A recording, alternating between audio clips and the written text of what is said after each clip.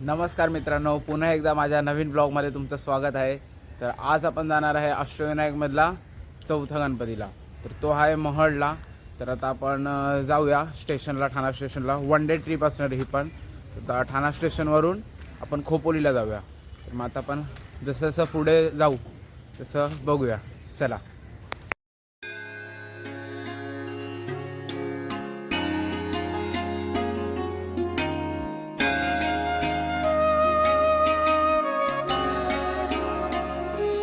सकाळी आता आपण 8-10ची खोपोली फास्ट पकडली। तिच्याने आपण आता खोपोलीला उतरलो। 10 वाजले, 10-20 झाले। आता एक मच्छिंद्र देशमुख ना का, मच्छिंद्र देशमुख म्हणून काका आहे, त्यांनी आता 300 रुपयामध्ये ठरलं आमचं येऊन जाऊन। 7 किलोमीटर आहे जायचं, 7 किलोमीटर 14 आहे, तर 300 रुपये ठरले। तुम्हाला पण कधी यायचं असेल तर मी काकांचा नंबर देतो, तुम्ही पण येऊ शकतात। तर आपण जाऊया पुढे, चला।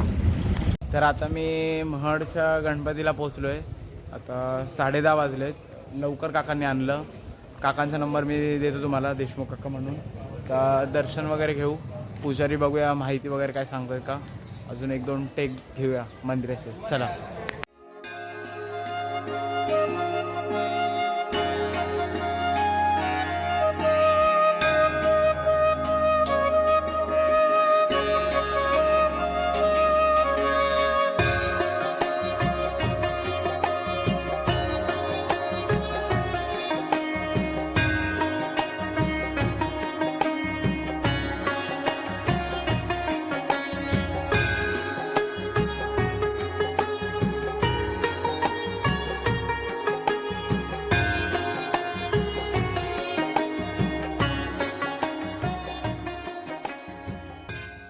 आता मागे बाप्पाचं दर्शन घेतलं। आता इकडे दत्त मंदिर म्हणून आहे, तर आता तिकडे जाऊया। आणि तिकडे थोडीफार काय ते पंडित बोलले इकडे माहिती सांगताय, तर बघूया इकडचे पंडित सांगताय का माहिती। गणनाथ वा गणपते महवामये कविं कविनवकतुंड महाकाय सूर्यकोटि समप्रभ निर्विघ्नं कुर्मे देव सर्वकार्येषु सर्वदा। मी राजेश जनार्दन सानपुरे, गणपती संस्थान मठमध्ये मुख्य पुजारी आहे।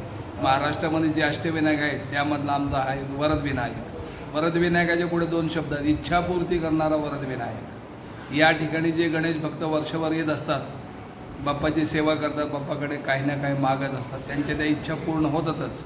पण त्यातली त्यात मुख्य इच्छा कुठली तर पुत्रप्राप्तीची।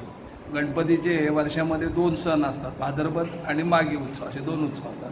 भाद्रपद उत्सव आम्ही स्थानिक लेवलला, स्थानिक पातळीवर साजरा करतो, कारण भरपूर पाऊस होतो।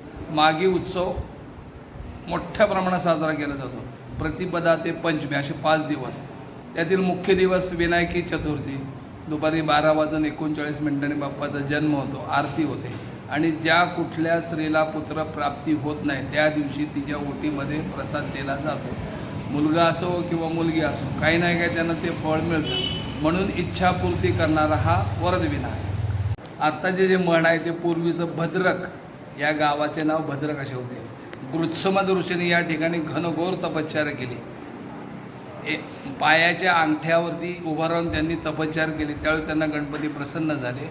गणपती प्रसन्न झाल्यानंतर गणपती म्हणे तुला काय हवं, त्यांनी सांगितलं की तुम्ही इथे वास्तव्य करा। म्हणून गणपती बाप्पा महडचे वरदविनायक या ठिकाणी विराजमान झाले। गणपतीची जी मूर्ती आहे ती 1690 साली ह्या ताळ्यामध्ये मिळालेली। धोंडू पौडकर नावाचे गणेश भक्त होते, त्यांना दृष्टांत झाला, मला या पाण्यातनं बाहेर काढला। मग ती मूर्ती बाहेर काढल्यानंतर तुम्ही पुढे गेले, एक दगडी कोनाड आहे पहा, त्यात प्राणप्रतिष्ठा केली। कालांतराने गावदेवी मंदिर होतं जुनं, त्यात प्राणप्रतिष्ठा। आणि नंतर मग कल्याणचे सुभेदार बेबलकर, अहिल्याबाई होळकर, पेशवे यांच्या काळात हे मंदिर बांधलं गेलं आणि बाप्पाची मूर्ती गाभाऱ्यात स्थानापन्न केली। काकांनी आपल्याला सुंदर माहिती सांगितली। आणि ती जी स्वयंभू बाप्पाची मूर्ती आहे ती ह्या गणेश तलावामध्ये सापडली होती। ते एक कोणतरी काका होते, त्यांच्या स्वप्नामध्ये आले होते आणि ते बोलले होते मला इकडून काढ आहे। तर मग ती मूर्ती ह्या तलावामध्ये भेटली होती। आपण आता इकडे जाऊया। कुठे जायचं आता आपण? गगनगिरी महाराजांच्या मठात।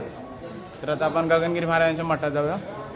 इकडे बाप्पाचं मंदिर आहे, ते मागे दत्त मंदिर आहे ना, तिकडे ते काका बसलेले होते, त्यांनी माहिती सांगितली।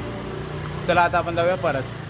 आता त्या रिक्षावाल्या काकांनी तर मला इकडे सोडलं मठाजवळ. आता इकडे जेवणाची सोय वगैरे आहे. 1 वाजता सुरू होतं जेवण. 20 रुपये शुल्क आहे. तर इकडे दर्शन घेऊ, फिरू वगैरे. 11:30 वाजले, 1.5 तास बघू इकडे फिरू. नदी वगैरे आहे, थोडंफार व्हिडिओ वगैरे काढूया. चला.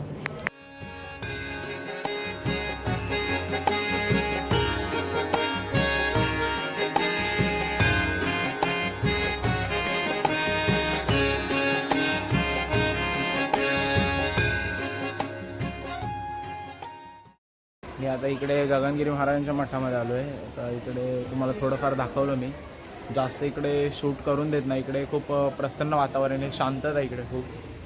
आणि इकडे तुम्ही पण कधी 1 डे ट्रिप प्लॅन करत असाल तर नक्की आहे इकडे. खोपोली स्टेशनपासून 10 मिनटं अंतरावरच आहे.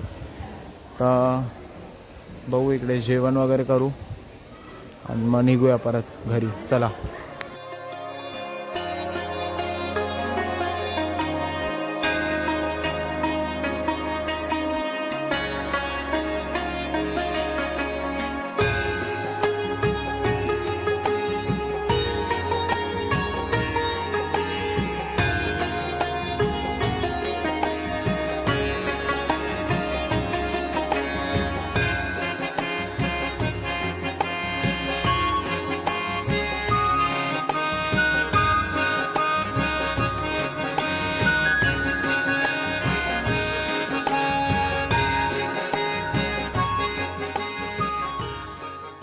दर्शन वगैरे तर झालं आहे. जेवण पण झालं, चांगलं होतं जेवण. परत आता खोपोली स्टेशनपासून तर 5-10 मिनटावर आहे. पण ट्रेन पण लगेच होती. 1:48ची आहे. तर एक मुलाला हात दाखवला, सायकलवाला होता. त्यांनी मला सोडलं इथे थोडं पुढपर्यंत. तर ट्रेन येईल, जाऊया ठाण्याला. सुंदर प्रवास झाला. बघूया आता पुढे. चला जाऊ. बाय. ट्रेन तर आता आली आहे. आपण जाऊया ठाण्याला. आणि मी आता शेवटला सांगेल माझा टोटल खर्च किती झाला ते. चला. आता वाजले 4:30. अष्टविनायकमधल्या 4थ्या बाप्पाचं पण दर्शन झालं आपलं. आता घरी आलो आहे. थोडंफार लवकरच पोचलो. भेटूया नवीन ब्लॉगमध्ये. शेवटपर्यंत बघितलं तर धन्यवाद. गणपती बाप्पा मोरया. चला.